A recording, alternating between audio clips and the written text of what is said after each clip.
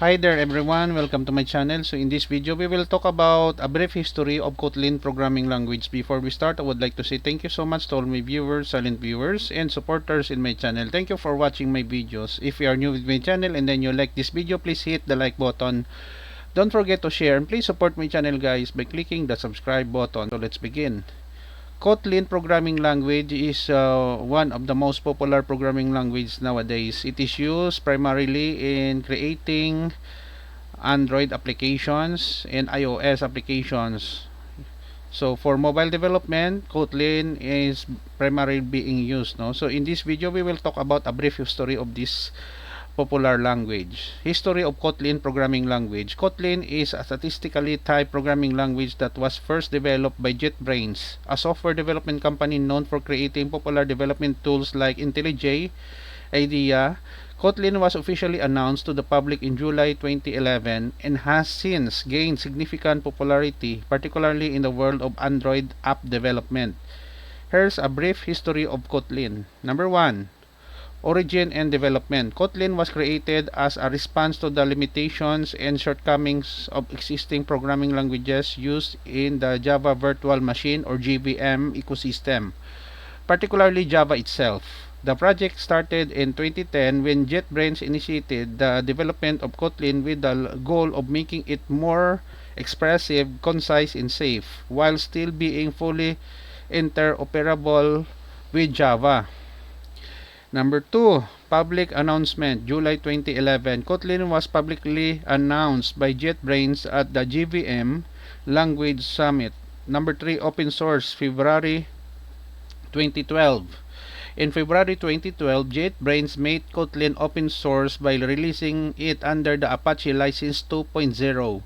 This move allowed the broader developer community to contribute to its development. Number 4, maturity and adoption. Kotlin gained traction among developers due to its modern features such as null safety, extension functions, smart casts, and more, which made it easier to write safer and more concise code. It started gaining adoption in various industries and projects, including Android app development. Number 5, official Android support, May 2017. One of the significant milestones for Kotlin was when Google announced official support for Kotlin in Android app development at the Google I/O conference in May 2017. This endorsement by Google led to a rapid increase in Kotlin's popularity in the Android development community. Number 6, Kotlin 1.0 released, February 2016. Kotlin reached a major milestone with the release of version 1.0, signifying its stability and readiness for production's use. Number 7, Kotlin 1.1, March 2017. Kotlin 1.1 introduced several new features including type aliases, destructuring declarations, and more, further enhancing the language capabilities. Number 8, Kotlin 1.3, October 2018. Kotlin 1.3 introduced features like coroutines, which simplified asynchronous programming in Kotlin.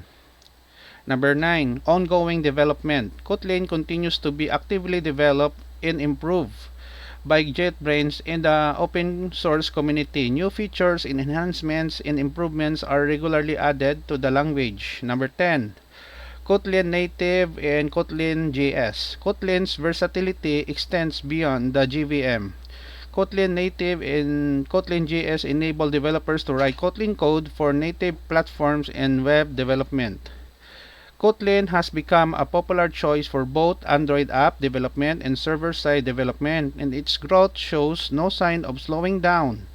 Its concise syntax and strong type and interoperability with Java make it an attractive option for a wide range of software development projects. Okay guys, so this is the end of my report on brief history of Kotlin programming language. Thank you so much for watching. Don't forget to like, share, and please support my channel guys if you are new by clicking the subscribe button. See you in the next video tutorial guys. This is your friend Jake saying bye bye for now.